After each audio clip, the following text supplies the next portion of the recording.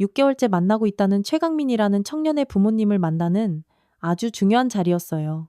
하지만 침대에 누워 천장을 바라보는 김할머니의 마음은 왠지 모를 불안감으로 가득 찼습니다. 기쁨보다는 걱정이 앞섰죠. 이른 평생을 살아오며 다져진 그 날카로운 직감이 무언가를 자꾸 경고하는 것만 같았습니다. 우리 손녀가 행복해하는 모습을 봐야 하는데, 아이고, 왜 이렇게 마음이 무거운 걸까요? 세수를 마치고 거실 창문을 활짝 열었습니다. 쏴! 10월 중순의 서늘한 가을 공기가 집 안으로 스며들었고 14층 아래로 내려다 보이는 한강이 아침 햇살에 반짝반짝 은빛으로 빛나고 있었습니다. 참 아름다운 풍경이었지만 마음은 여전히 편치 않았어요. 서윤이가 저 최강민이라는 남자를 만나기 시작한 지난 6개월을 떠올렸습니다. 그를 만나고부터 많은 것이 달라졌거든요. 예전에 그 밝고 활발했던 손녀는 어디 가고 자주 멍하니 있는 아이가 되어버렸습니다.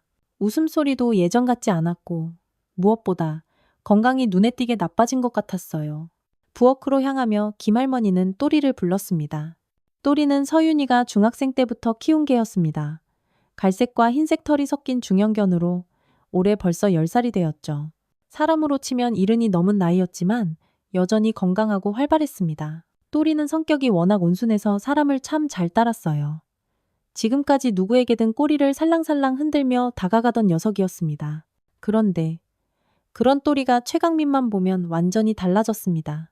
크르릉, 으르렁거리며 경계하고 때로는 공격적인 자세까지 취했으니까요. 또리야, 왜 그러니? 김할머니는 또리의 머리를 쓰다듬으며 중얼거렸습니다. 10년 넘게 키운 또리가 그런 반응을 보인 건 처음이었거든요. 걔는 사람보다 더 예민하다는데 혹시 또리가 뭔가를 알고 있는 건 아닐까? 하지만 서윤이는 아유, 할머니, 또리가 질투하나 봐요. 라며 웃어넘겼습니다. 최강민도 하하, 걔들이 가끔 그럴 수 있죠. 라며 대수롭지 않게 말했지만 김할머니는 그의 눈빛에서 순간적으로 스치는 차가운 기색을 놓치지 않았습니다. 또리는 지금도 거실을 불안하게 서성거리고 있었습니다. 평소와는 다른 행동이었죠. 마치 오늘 무슨 일이 일어날 것을 예감이라도 하는 것 같았습니다. 부엌에서 아침 준비를 하며 김할머니는 서윤이의 지난 몇 년을 되돌아보았습니다. 서윤이의 부모님이 교통사고로 돌아가신 것은 8년 전.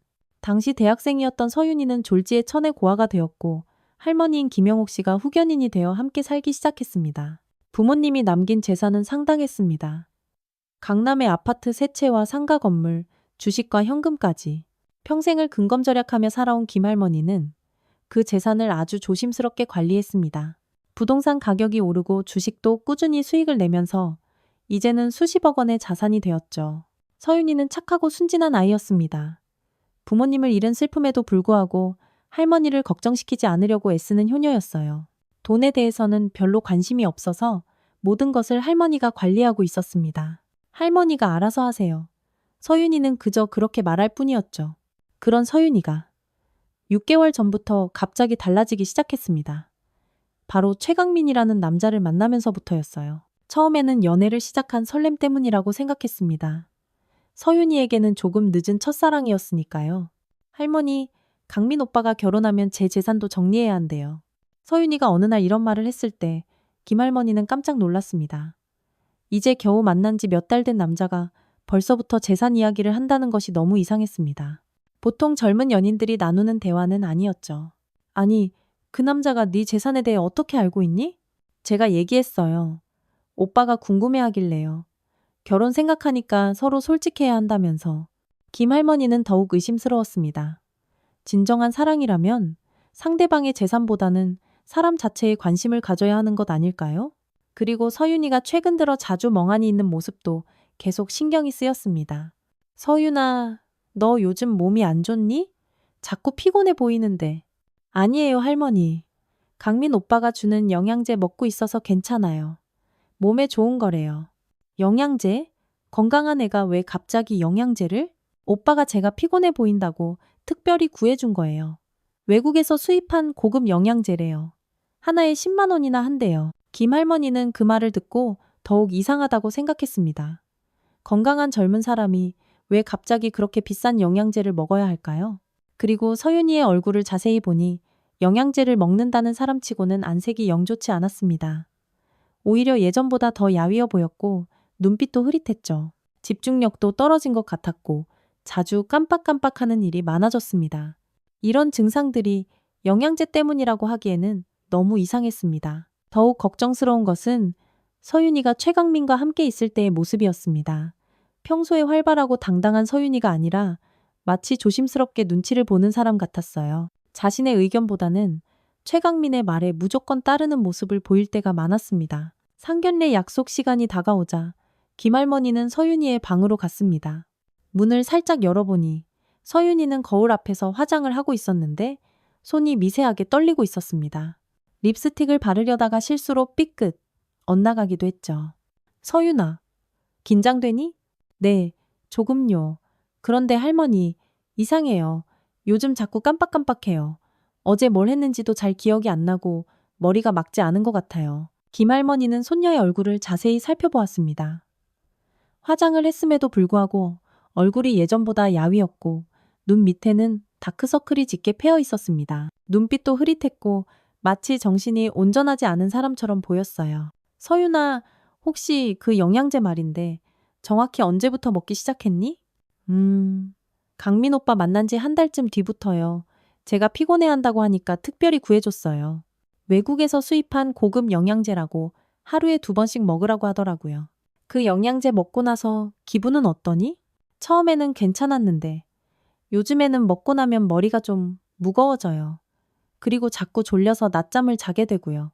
오빠는 몸이 적응하는 과정이라고 하는데 김할머니는 가슴이 철렁 불안해졌습니다. 서윤이의 이상한 증상들이 그 영양제와 관련이 있을 가능성이 높아 보였습니다. 정상적인 영양제라면 이런 부작용이 나타날 리가 없었죠. 서윤아, 그 영양제 어디 있니? 할머니 한번 보여줄래? 방에 있어요. 잠깐만요.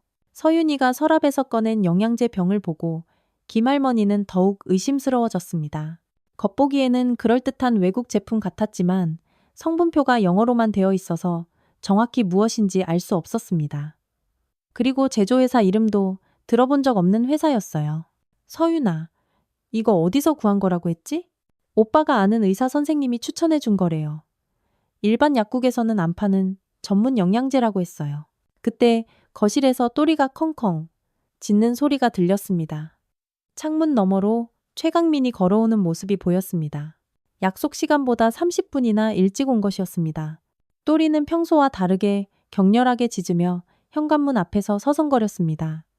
털이 바짝 곤두서 있었고 마치 위험한 적이 온다고 경고하는 것 같았어요. 김할머니는 또리의 이런 반응을 본 적이 없었습니다. 왜 이렇게 일찍 왔을까? 김할머니는 시계를 보며 중얼거렸습니다. 뭔가 이상하다는 느낌을 지울 수 없었죠. 최강민이 일찍 온 데에는 분명 이유가 있을 것 같았습니다.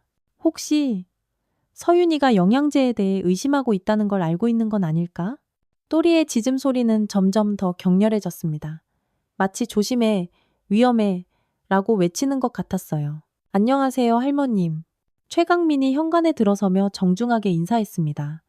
30대 중반의 그는 깔끔한 네이비 정장을 입고 있었고 손에는 고급 브랜드 선물 상자를 들고 있었습니다. 외모도 준수하고 예의도 바른 사람이었죠. 첫인상만으로는 손녀의 남자친구로 손색이 없어 보였습니다. 하지만 또리의 반응은 완전히 달랐습니다. 최강민이 현관문을 넘어서자마자 또리는 더욱 격렬하게 짖으며 그를 향해 달려들려고 했습니다. 평소 온순했던 또리가 이렇게 공격적인 모습을 보인 것은 처음이었어요. 김할머니가 급히 또리의 목줄을 붙잡아야 했습니다. 어머나 죄송해요. 또리가 오늘 왜 이러는지 모르겠네요. 평소엔 이런 애가 아닌데? 괜찮아요, 할머님. 하하, 걔들이 가끔 그럴 수 있죠. 저를 아직 낯설어 하나 보네요. 최강민은 웃으며 말했지만 김 할머니는 그의 눈빛에서 순간적으로 스치는 차가운 기색을 놓치지 않았습니다. 아, 이건 할머님께 드리는 작은 선물이에요. 최강민이 건넨 상자를 열어보니 아주 값비싼 홍삼 세트였습니다. 백화점에서 파는 고급 제품으로 가격이 수십만 원은 좋게 될 것 같았어요. 겉으로 보기에는 정말 정성스러운 선물이었습니다. 아이고, 이렇게 비싼 걸. 고마워요. 할머님 건강 생각해서 준비했어요. 앞으로 가족이 될 텐데 이 정도는 당연하죠. 최강민의 말에서 김 할머니는 미묘한 위화감을 느꼈습니다. 가족이 될 텐데라는 표현이 마치 이미 결정된 사실처럼 들렸습니다. 아직 상견례도 하지 않았는데 너무 성급한 것 아닐까요?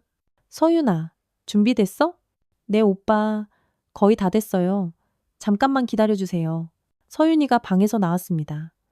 예쁘게 차려입었지만 얼굴이 창백했고 걸음걸이도 어딘지 어색했습니다. 마치 술에 취한 사람처럼 중심을 잘 잡지 못하는 것 같았어요.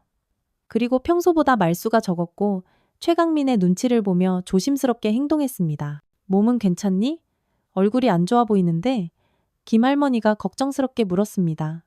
괜찮아요, 할머니. 그냥 조금 긴장돼서요.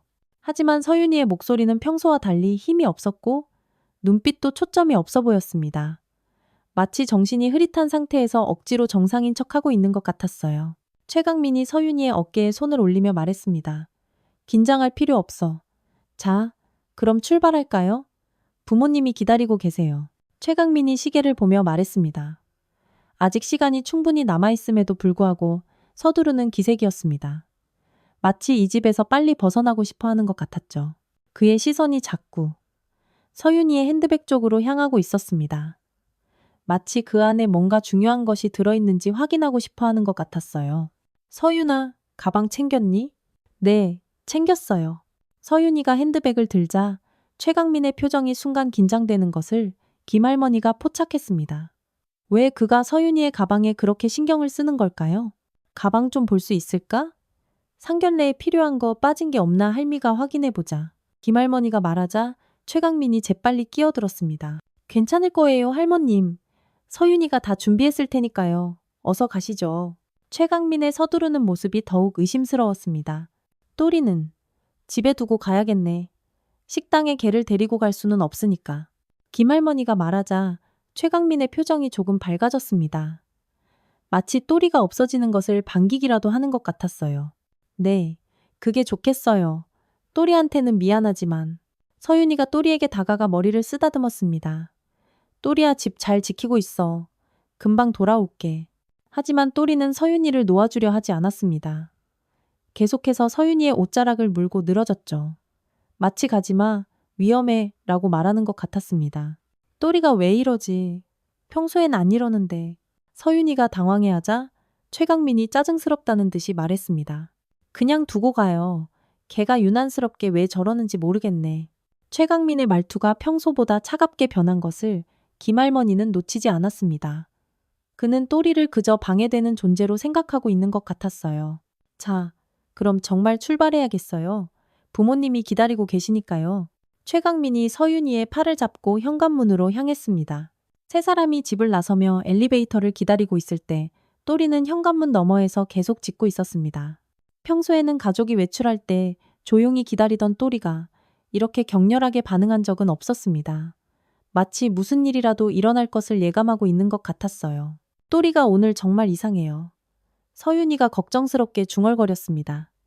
엘리베이터 안에서도 또리의 짖는 소리가 희미하게 들려왔습니다. 걔들이 가끔 그래요. 신경 쓰지 마세요. 최강민이 단호하게 말했습니다. 택시를 타고 강남의 고급 한정식집으로 향하는 동안 김할머니는 서윤이의 상태를 계속 관찰했습니다. 서윤이는 창밖을 멍하니 바라보고 있었는데 때때로 고개가 뒤로 젖혀질 만큼 졸음에 빠져들었습니다. 상견례를 앞둔 사람이 이렇게 정신이 없어도 되는 걸까요? 서윤아, 괜찮니? 너무 피곤해 보이는데. 네, 괜찮아요. 그냥 좀 졸려서요. 서윤이의 대답은 힘이 없었고 발음도 어딘지 어눌했습니다. 마치 수면제라도 먹은 사람처럼 보였어요. 서윤이가 요즘 바빠서 피곤한가 봐요. 오늘 상견례 끝나면 푹 쉬게 해주세요. 최강민이 김할머니에게 말했습니다. 하지만 김할머니는 서윤이가 특별히 바쁜 일이 없다는 것을 알고 있었죠. 수라간이라는 이름의 한정식집은 강남에서도 손꼽히는 고급 식당이었습니다. 프라이빗 룸으로 유명한 곳으로 한 끼 식사비가 수십만 원은 좋게 나올 것 같았어요. 와, 정말 좋은 곳이네요. 김할머니가 감탄했습니다. 최강민의 집안이 상당한 재력가라는 것을 다시 한번 실감했습니다. 부모님께서 특별히 좋은 곳으로 예약해 주셨어요. 할머님과 서윤이를 위해서요. 최강민이 웃으며 말했지만 김할머니는 그의 미소가 어딘지 부자연스럽다고 느꼈습니다. 너무 완벽해서 오히려 가짜 같은 미소였어요. 식당 입구에서 최강민의 부모님이 기다리고 있었습니다. 50대 후반으로 보이는 부부였는데 역시 품격 있게 차려입고 있었습니다.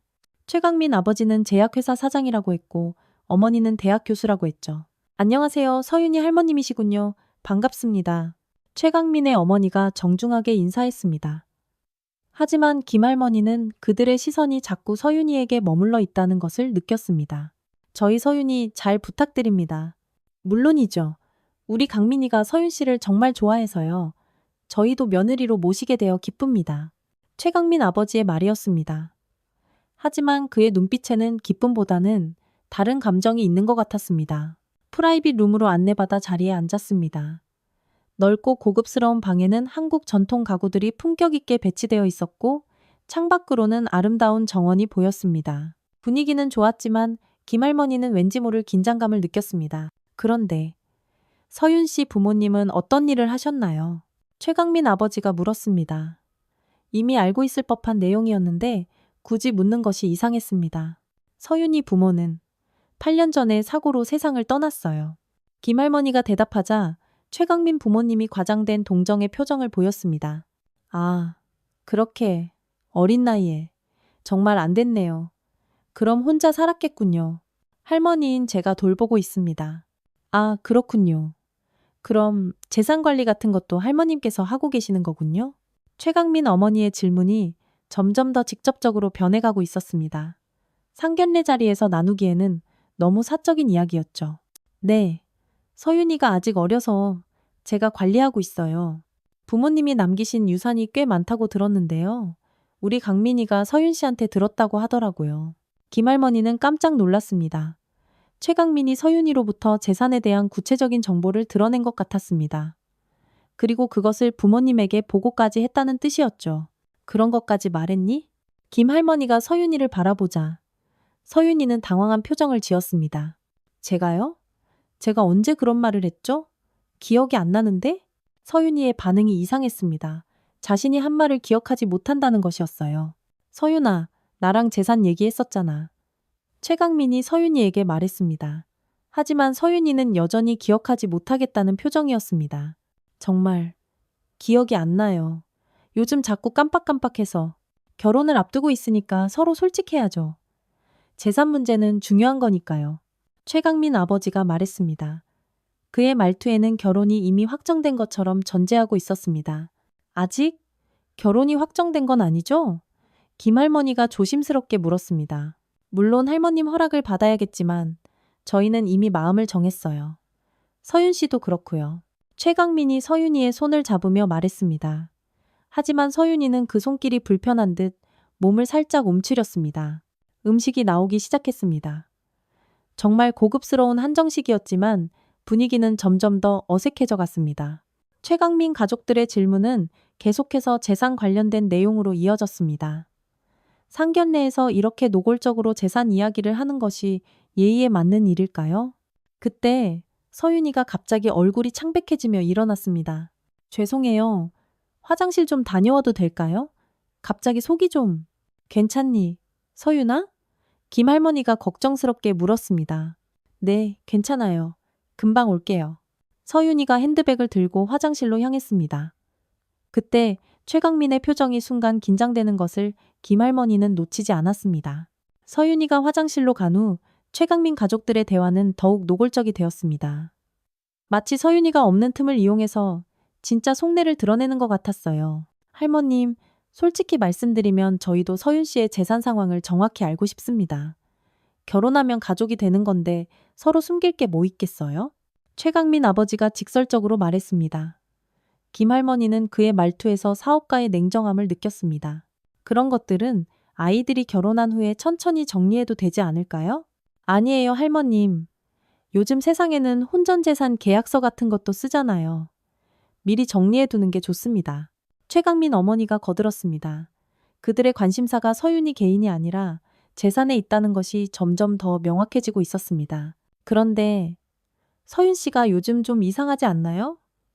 멍하니 있을 때가 많고 집중력도 떨어져 보이고 최강민이 마치 걱정하는 척하며 말했습니다. 그러게요. 혹시 스트레스 때문인가요? 김할머니가 반문하자 최강민이 대답했습니다. 아마 결혼 준비 때문에 피곤한 것 같아요. 제가 몸에 좋은 영양제를 구해서 먹이고 있거든요. 영양제요? 네. 외국에서 수입한 고급 제품이에요. 정신적 스트레스에 특히 좋다고 해서요. 김할머니는 그 말을 듣고 뭔가 이상하다는 느낌을 강하게 받았습니다.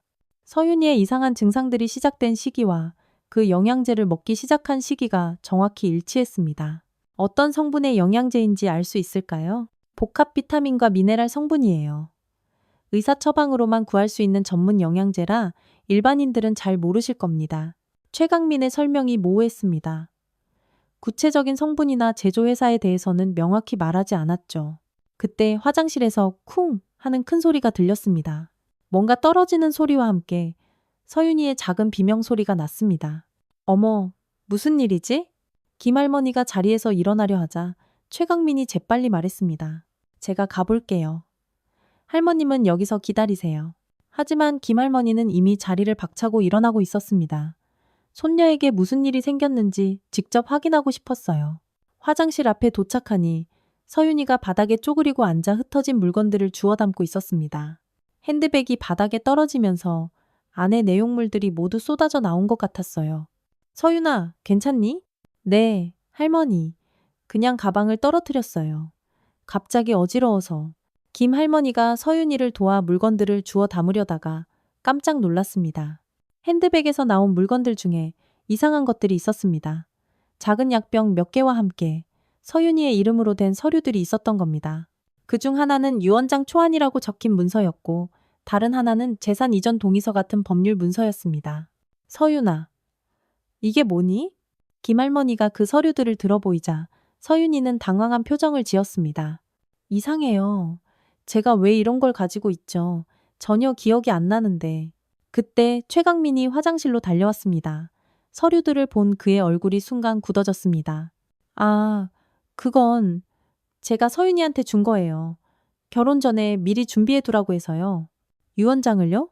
28살 건강한 사람이 왜 유언장을 써야 하나요? 김 할머니의 날카로운 질문에 최강민이 당황하며 대답했습니다. 요즘 젊은 사람들도 만일의 경우를 대비해서 유언장을 쓰잖아요. 그냥 참고용으로. 하지만 김할머니는 그 설명이 전혀 납득되지 않았습니다. 그리고 서윤이가 자신도 모르게 이런 중요한 서류들을 가지고 다니고 있다는 것이 더욱 이상했습니다. 그때였습니다. 갑자기 식당 밖에서 컹컹컹 개 짖는 소리가 들려왔습니다. 너무나 익숙한 목소리였습니다. 또리의 목소리였습니다. 하지만 집에서 여기까지는 차로 30분이나 걸리는 거리인데 또리가 어떻게 여기까지 올 수 있었을까요? 어머, 저게 또리 목소리 같은데 김할머니가 창문 쪽을 바라보며 중얼거렸습니다.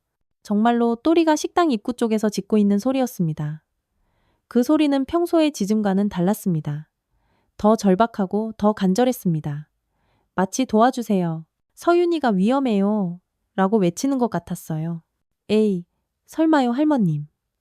여기까지 어떻게 와요? 최강민이 당황한 기색으로 말했습니다. 하지만 그의 얼굴에는 불안감이 역력했습니다. 평소의 온화한 미소는 완전히 사라지고 이마에는 식은땀이 송골송골 맺혀 있었죠.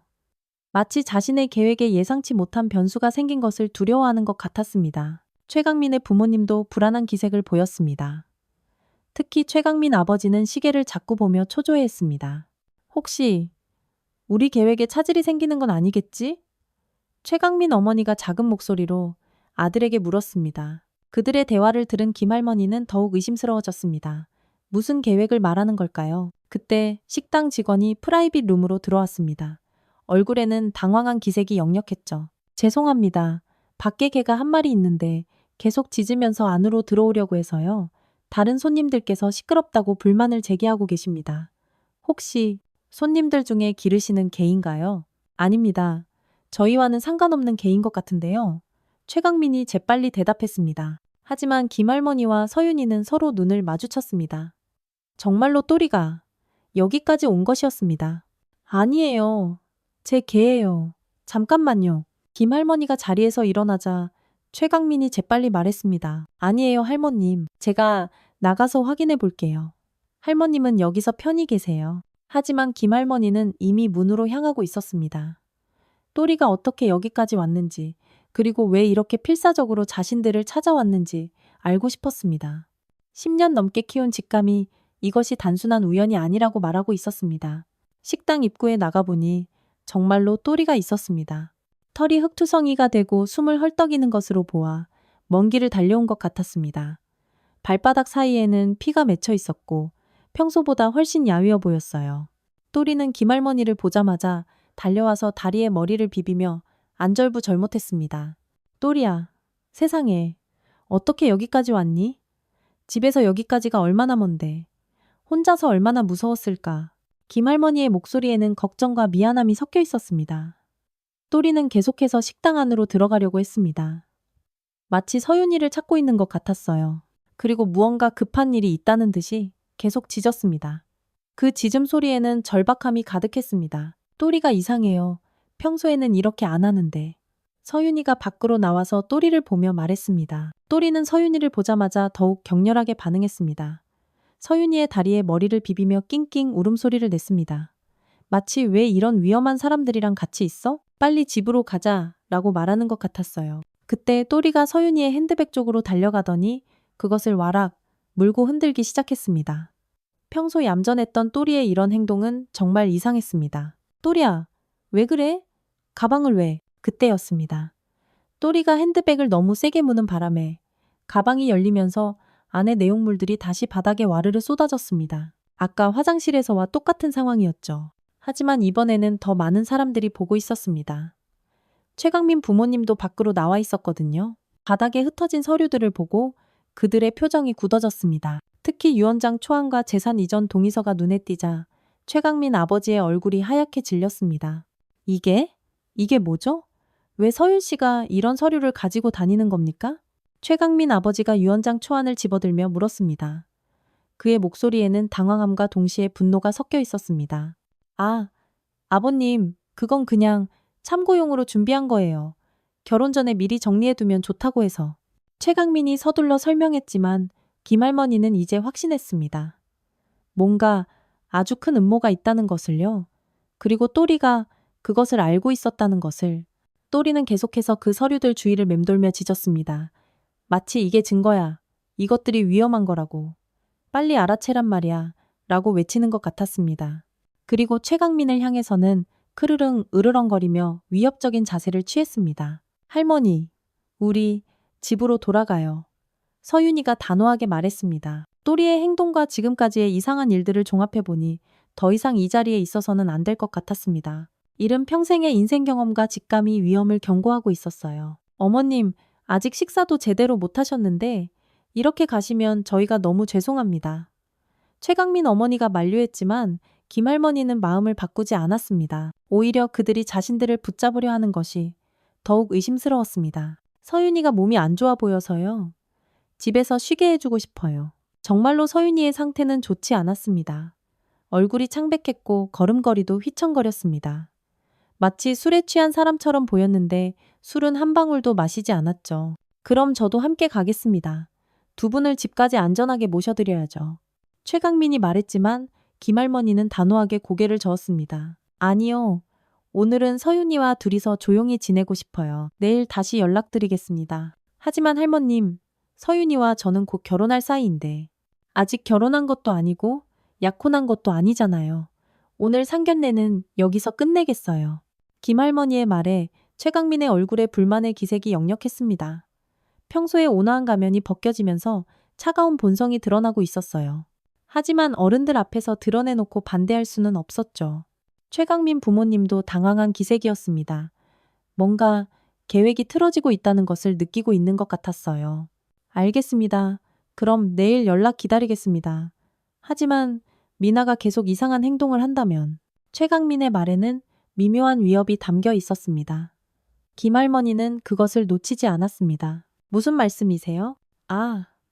아무것도 아닙니다.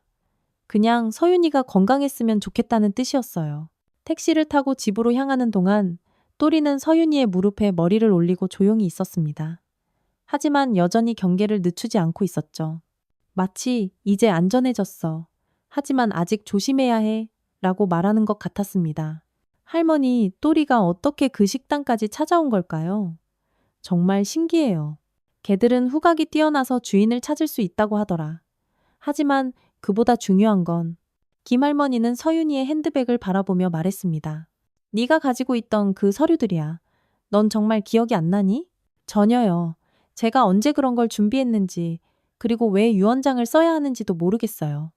저는 아직 젊은데. 미나의 대답에 김할머니는 더욱 확신했습니다. 최강민이 서윤이의 정신을 흐리게 하는 약물을 주고 그 사이에 중요한 서류들을 작성하도록 유도했을 가능성이 높았습니다.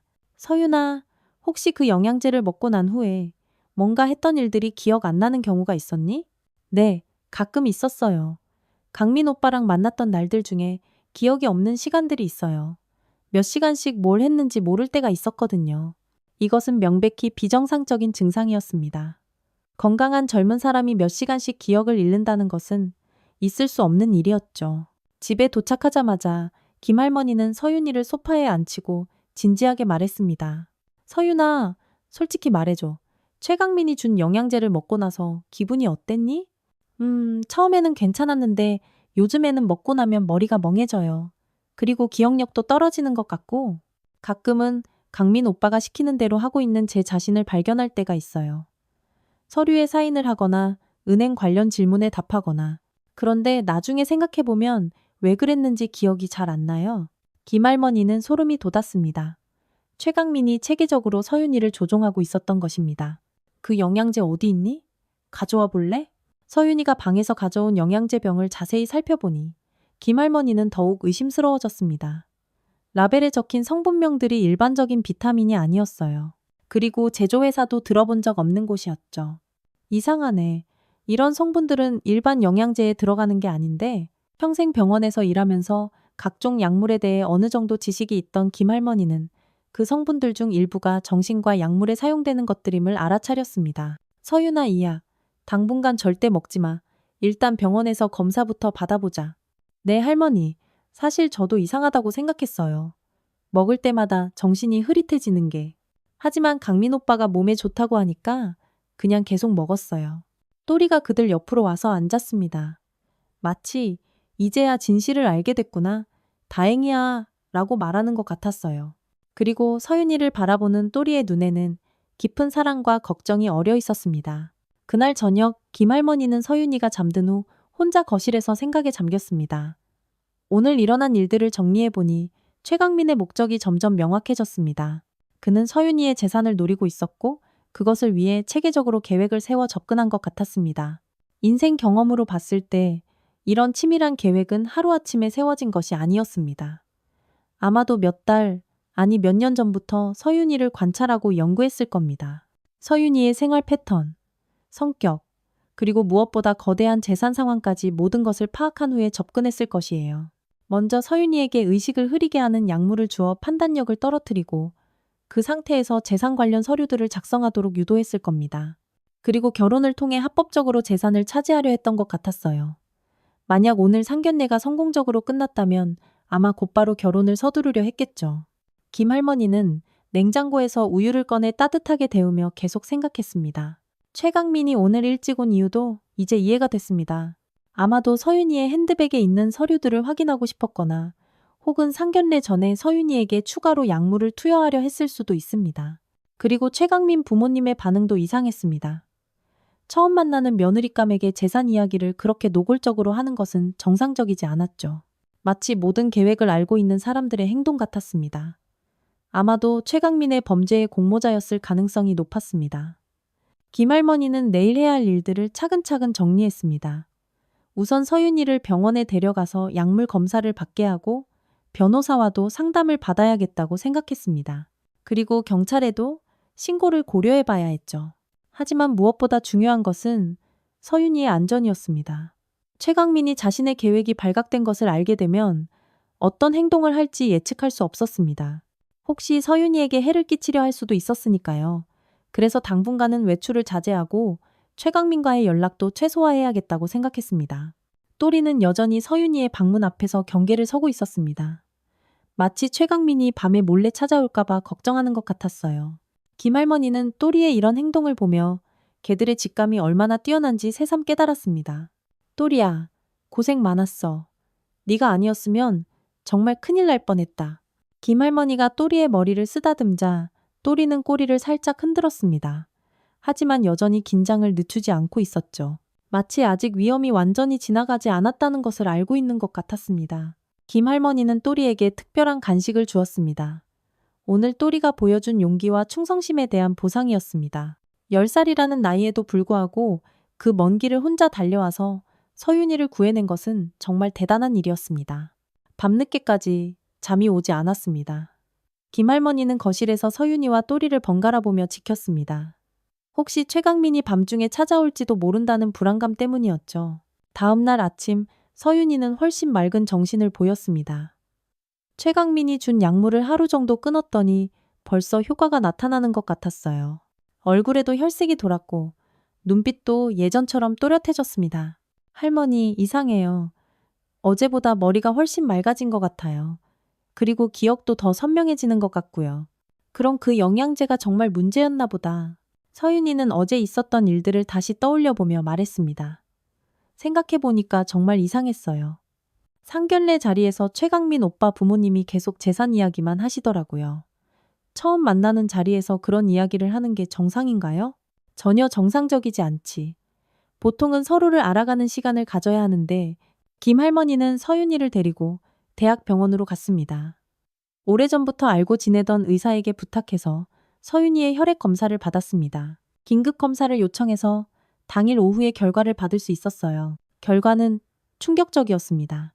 김 할머니는 검사 결과지를 받아들고 손이 부들부들 떨렸습니다. 이상하네요.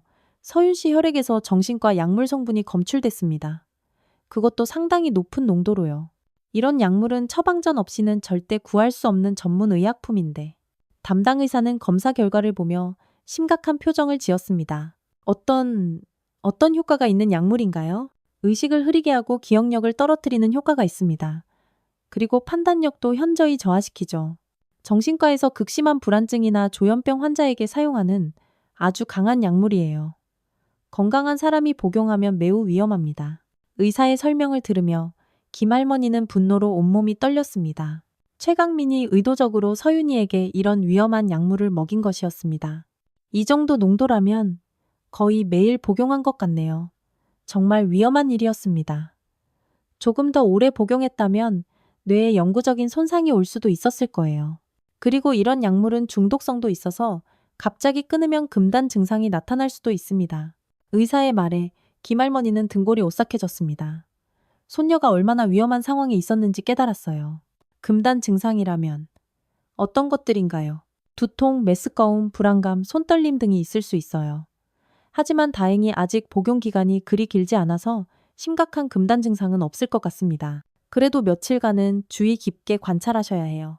의사는 또한 이런 약물이 어떻게 유통되는지에 대해서도 설명해 주었습니다.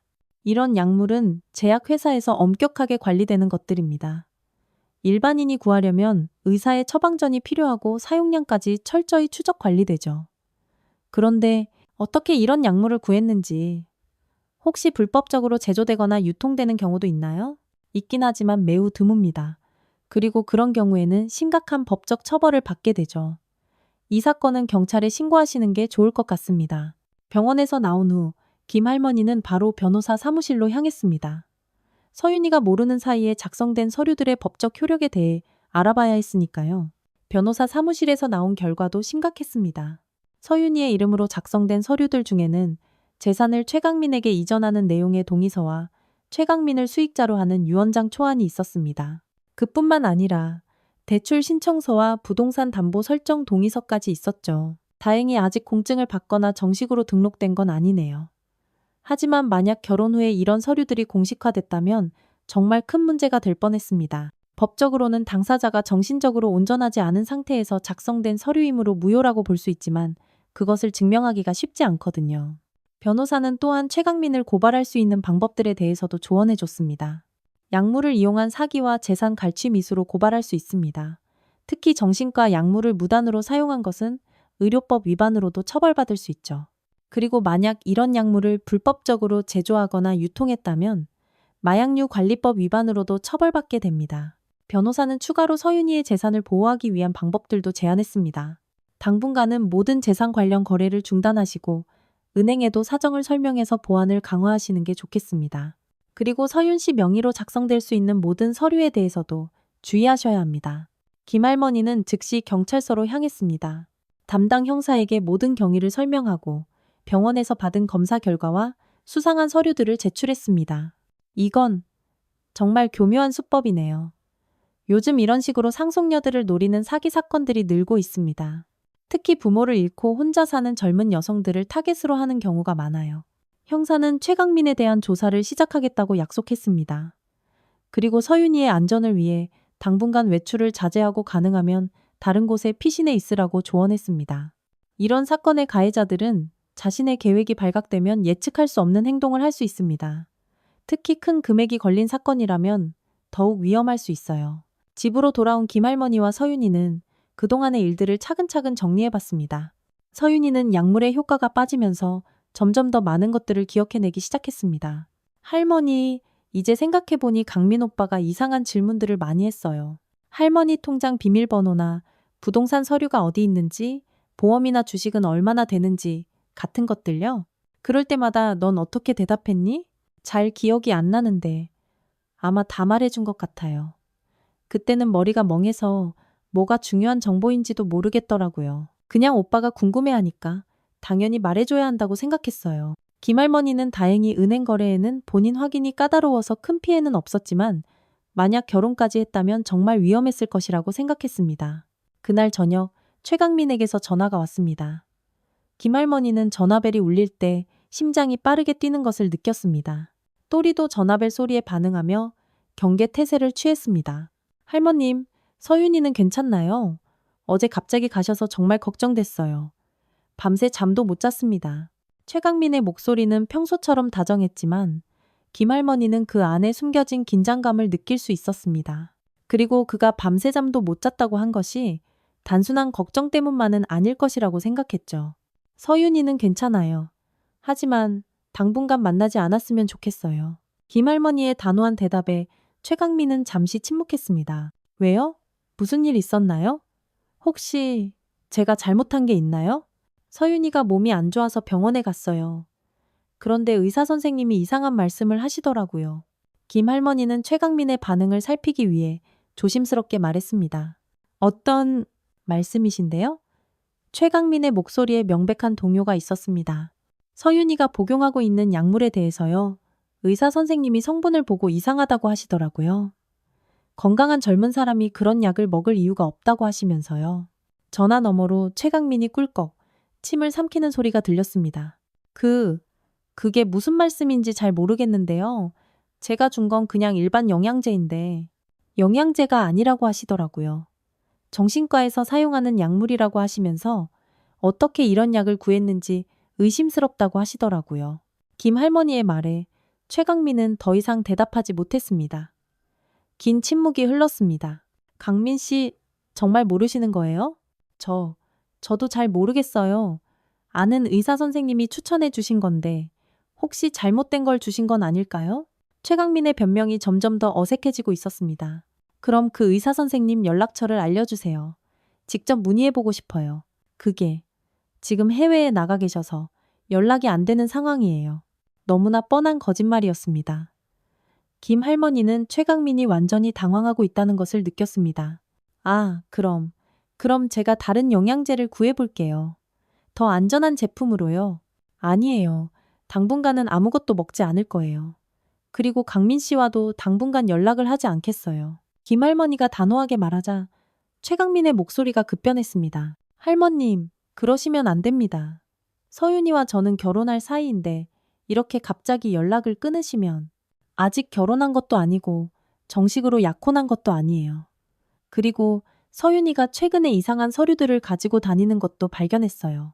최강민이 급하게 말했습니다. 그건 결혼 준비 때문에 미리 준비해둔 거예요. 요즘은 다들 그렇게 한다고 해서 28살 건강한 사람이 유언장을 쓸 이유가 뭐가 있나요? 만일의 경우를 대비해서 강민 씨, 저희는 더 이상 얘기할 게 없을 것 같네요. 앞으로 연락하지 마세요. 김할머니가 전화를 끊으려 하자 최강민이 다급하게 말했습니다. 할머님, 잠깐만요. 제가 직접 가서 설명드릴게요. 오해가 있는 것 같아요. 오지 마세요. 만약 오신다면 경찰에 신고하겠어요. 경찰이요? 왜 갑자기 경찰 얘기를? 최강민의 목소리에 공포가 섞여 있었습니다. 이미 경찰에 상담을 받았어요. 서윤이가 복용한 약물에 대해서도 신고했고요. 전화 너머로 와장창 뭔가 떨어뜨리는 소리가 들렸습니다. 최강민이 완전히 패닉 상태에 빠진 것 같았어요. 할머니 제발 오해하지 마세요. 저는 정말 서윤이를 사랑해서. 사랑한다면서 왜 이상한 약을 먹였나요? 사랑한다면서 왜 몰래 재산 관련 서류를 작성하게 했나요? 김할머니의 추궁에 최강민은 더 이상 변명하지 못했습니다. 저는 정말 더 이상 연락하지 마세요. 그리고 우리 집 근처에도 오지 마세요. 김할머니가 전화를 끊자 서윤이가 창백한 얼굴로 물었습니다. 할머니, 강민 오빠가 정말 저한테 나쁜 짓을 한 건가요? 그런 것 같구나. 하지만 이제 괜찮아. 우리가 미리 알아차렸으니까. 또리가 김할머니와 서윤이 사이에 앉으며 두 사람을 번갈아 바라봤습니다. 마치 이제 안전해졌어. 내가 지킬게 라고 말하는 것 같았어요. 그날 밤 최강민에게서 수십 통의 전화와 문자가 왔습니다. 처음에는 사과와 해명의 내용이었지만 점점 위협적인 내용으로 변해갔습니다. 할머님, 오해하지 마세요. 제가 직접 가서 설명드릴게요. 서윤이에게 이상한 소리 하지 마세요. 우리는 정말 사랑하는 사이예요. 경찰에 신고하시면 안 됩니다. 저희 가족이 망가져요. 하지만 마지막 문자는 노골적인 위협이었습니다. 너무 나가시면 안 됩니다. 서윤이를 위해서라도 조용히 하세요. 김 할머니는 이 문자를 즉시 경찰에 전달했습니다. 그리고 집의 보안도 강화했죠. 현관문 자물쇠를 바꾸고 방범창도 점검했습니다. 며칠 후 경찰에서 연락이 왔습니다. 최강민에 대한 조사 결과 충격적인 사실들이 드러났다는 것이었습니다. 최강민은 이런 수법으로 다른 여성들도 속인 전력이 있습니다. 저희가 파악한 것만 해도 적어도 5명 이상의 피해자가 더 있는 것으로 보입니다. 담당 형사가 설명해 주었습니다. 김할머니는 충격을 받았습니다. 서윤이만이 아니라 다른 여성들도 같은 피해를 당했다는 것이었습니다. 그 사람의 아버지가 운영하는 제약회사에서 불법적으로 정신과 약물을 제조해서 공급했던 것 같아요. 이미 회사에 대한 수사도 시작됐습니다. 그리고 최강민은 이런 범죄를 조직적으로 저지르고 있었어요. 형사는 최강민의 범죄 수법에 대해 자세히 설명해 줬습니다. 최강민은 먼저 부유한 독신 여성들을 물색합니다. 주로 부모를 잃고 혼자 사는 상속녀들을 타겟으로 하죠. 그들의 재산 상황, 생활 패턴, 성격까지 몇 달에 걸쳐 철저히 조사한 후에 우연을 가장에 접근합니다. 그 다음에는 연애 관계를 통해 신뢰를 얻은 후 건강을 걱정한다는 명목으로 약물을 투여합니다. 그 약물은 의식을 흐리게 하고 판단력을 떨어뜨리는 효과가 있어요. 그 상태에서 재산 관련 서류들을 작성하도록 유도하거나 필요한 정보들을 빼내죠. 김할머니는 서윤이가 얼마나 큰 위험에 빠져 있었는지 새삼 깨달았습니다. 만약 또리가 아니었다면, 만약 그날 상견례에서 또리가 나타나지 않았다면 어떻게 됐을까요? 다른 피해자들은 어떻게 됐나요? 안타깝게도 2명은 이미 큰 재산을 잃었습니다. 최강민과 결혼한 후에 모든 재산을 그에게 넘겨준 상태였죠. 그리고 1명은 약물 부작용으로 인해 지금도 정신과 치료를 받고 있습니다. 형사의 설명을 들으며 김할머니는 분노와 안도감이 동시에 밀려왔습니다. 분노는 최강민이 얼마나 악랄한 범죄자인지 알게 된 것에 대한 것이었고, 안도감은 서윤이가 큰 피해를 당하기 전에 발견할 수 있었다는 것에 대한 것이었죠. 그런데 정말 신기한 게 그 개가 그 식당까지 어떻게 찾아갔는지 모르겠어요. 집에서 식당까지는 차로 30분 거리인데 서윤이가 말했습니다. 집에서 식당까지는 15km나 되는 거리였는데 또리가 어떻게 그 길을 찾았는지 신기할 정도였습니다. 개들은 정말 신기한 능력이 있어. 주인이 위험에 처하면 어떻게든 찾아간다고 하더라. 그리고 또리는 이미 최강민이 위험한 사람이라는 것을 알고 있었던 것 같아. 김할머니는 또리를 바라보며 감탄했습니다. 10살이라는 나이에도 불구하고 그 먼 길을 달려와 서윤이를 구해낸 것이었습니다. 최강민은 결국 체포되었습니다. 약물을 이용한 사기와 재산 갈취 미수, 그리고 무허가 의약품 제조 및 유통 혐의였습니다. 그의 아버지가 운영하던 제약회사도 폐쇄 조치를 받았고 관련자들도 모두 체포되었습니다. 재판에서 최강민의 범죄 수법이 상세히 드러났습니다. 검사는 공소장에서 최강민의 범죄가 얼마나 계획적이고 악질적이었는지 설명했습니다.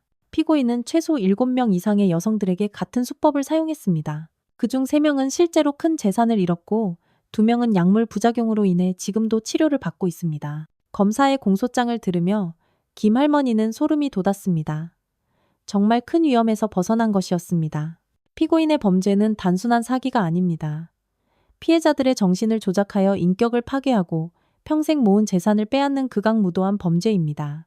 이런 범죄가 사회에 미치는 파급 효과는 매우 심각합니다. 판사는 최강민에게 징역 15년을 선고했습니다. 그리고 피해자들에게 손해배상도 명령했죠. 또한 최강민의 아버지와 공범들도 각각 중형을 선고받았습니다. 재판이 끝난 후 김 할머니와 서윤이는 다른 피해자 가족들을 만났습니다. 모두들 비슷한 경험을 했고 또리의 이야기를 듣고 감동받았습니다. 정말 부럽습니다. 저희에게도 또리 같은 개가 있었다면 한 피해자 어머니가 눈물을 흘리며 말했습니다. 그 가족의 딸은 모든 재산을 잃고 지금도 정신과 치료를 받고 있었습니다. 김할머니는 그 어머니를 위로하며 말했습니다. 이제라도 진실이 밝혀진 게 다행이에요. 그리고 우리가 함께 힘을 모으면 다른 사람들은 이런 피해를 당하지 않게 할 수 있을 거예요. 재판이 끝난 후 김할머니와 서윤이는 평범한 일상으로 돌아갔습니다. 서윤이는 약물의 영향에서 완전히 벗어나 예전의 밝고 활발한 모습을 되찾았습니다. 얼굴에는 건강한 혈색이 돌았고 눈빛도 맑아졌죠. 무엇보다 자신감을 되찾은 것이 가장 큰 변화였습니다. 할머니, 정말 또리가 아니었으면 어떻게 됐을까요? 생각만 해도 무서워요. 서윤이가 또리를 꼭 안으며 말했습니다. 또리가 우리 가족을 구해준 거야. 서윤이는 이 일을 계기로 다른 피해자들을 돕는 봉사활동에 참여하기 시작했습니다. 자신과 같은 피해를 당한 여성들에게 상담과 도움을 주는 일이었죠. 지역사회센터에서 운영하는 사기 피해자 지원 프로그램에 자원봉사자로 참여했습니다. 제가 당한 일이 헛되지 않게 하고 싶어요. 다른 사람들은 저처럼 위험한 일을 당하지 않도록 도와주고 싶어요. 서윤이의 말에 김 할머니는 자랑스러웠습니다. 손녀가 이런 어려운 경험을 통해 더 성숙해지고 다른 사람들을 도우려는 마음을 갖게 된 것 같았어요. 몇 달 후 김 할머니는 지역사회센터에서 노인 대상 사기 예방법에 대한 강의를 하게 되었습니다. 자신의 경험을 바탕으로 다른 어르신들이 사기를 당하지 않도록 도움을 주고 싶었죠. 매주 목요일마다 열리는 강의에는 많은 시니어들이 참석했습니다. 가장 중요한 것은 직감을 믿는 거예요. 뭔가 이상하다는 느낌이 들면 주저하지 말고 가족이나 전문기관의 상담을 받으세요. 그리고 혼자 결정하지 말고 반드시 가족과 상의하세요. 김 할머니는 강의에서 항상 또리의 이야기를 들려줬습니다. 때로는 반려동물의 행동에서도 중요한 신호를 얻을 수 있다는 것을, 그리고 동물들의 직감이 얼마나 정확할 수 있는지를 강조했습니다. 우리 집돌이가 아니었으면 제 손녀가 정말 큰 피해를 당할 뻔했어요. 동물들은 사람보다 더 예민하게 위험을 감지할 수 있거든요. 만약 여러분의 반려동물이 평소와 다른 행동을 보인다면 한 번쯤은 그 이유를 생각해 보세요. 청중들은 또리의 이야기에 감동하며 박수를 쳤습니다. 강의 후에는 많은 어르신들이 김 할머니에게 다가와서 자신들의 경험을 나누거나 조언을 구했습니다. 그렇게 1년이 흘렀습니다. 또리는 이제 11살이 되어 조금 더 느려졌지만 여전히 건강했습니다. 산책할 때는 예전보다 자주 쉬어야 했지만 서윤이와 김 할머니를 지키려는 의지만큼은 변하지 않았죠. 그리고 서윤이와 김 할머니를 지키는 충실한 가족의 일원으로 행복하게 살고 있었습니다. 어느 따뜻한 봄날, 세 가족은 한강공원으로 산책을 나갔습니다. 벚꽃이 만개한 아름다운 날이었어요. 또리는 예전처럼 빠르게 뛰지는 못했지만 여전히 즐겁게 꼬리를 흔들며 걸었습니다. 할머니 정말 행복해요. 이런 평범한 일상이 얼마나 소중한지 이제 알겠어요. 서윤이가 김 할머니의 팔을 끼며 말했습니다. 그녀의 얼굴에는 진정한 평화가 깃들어 있었습니다. 나도 그래. 우리 세 가족이 함께 있어서 행복해. 또리는 앞서 걸어가며 가끔 뒤돌아보곤 했습니다. 마치 우리 가족 모두 함께 있구나 라고 확인하는 것 같았어요. 그리고 다른 개들과 만나면 자랑스럽게 꼬리를 흔들었습니다. 잠자리에 들기 전 서윤이는 또리에게 말했습니다. 또리야, 고마워. 나를 포기하지 않아줘서. 만약 네가 없었다면 생각하기도 싫어. 하지만 네가 있어서 우리가 다시 행복해질 수 있었어. 또리는 서윤이의 손을 살짝 핥으며 대답하는 듯 했습니다. 당연한 일을 했을 뿐이야. 우리는 가족이잖아. 김할머니는 거실에서 마지막으로 일기를 썼습니다. 오늘로 또리가 우리를 구해준 지 정확히 1년이 되었다. 이 작은 개가 우리에게 가르쳐준 것은 무엇과도 바꿀 수 없다. 진실은 언젠가 반드시 밝혀지고 진정한 사랑은 모든 시련을 이겨낸다는 것을. 그리고 가장 작은 존재가 때로는 가장 큰 변화를 만들어낼 수 있다는 것을. 창밖으로 별들이 반짝이고 있었습니다. 어느 가을 아침, 또리는 평소와 달리 침대에서 일어나지 않았습니다. 김할머니가 다가가자 또리는 힘겹게 꼬리를 한번 흔들었습니다. 또리야, 어디 아픈 거니? 수의사는 또리가 나이로 인한 자연스러운 쇠약이라고 했습니다. 김할머니와 서윤이는 또리를 집으로 데려와 따뜻하게 돌봤습니다. 그날 저녁, 또리는 마지막 힘을 다해 한강공원으로 가고 싶어 했습니다. 세 가족은 함께 그곳으로 향했죠. 석양이 한강을 황금빛으로 물들이고 있었습니다. 또리야, 고마웠어. 네가 아니었으면 우리가 어떻게 됐을까? 서윤이가 또리를 안으며 눈물을 흘렸습니다. 또리는 마지막으로 김할머니와 서윤이의 손을 차례로 핥았습니다. 그리고 평생 지켜온 가족을 바라보며 만족스러운 표정을 지었습니다. 또리야, 이제 편히 쉬어도 돼. 넌 정말 최고의 개였어. 김할머니의 말에 또리는 작게 멍 하고 마지막 인사를 했습니다.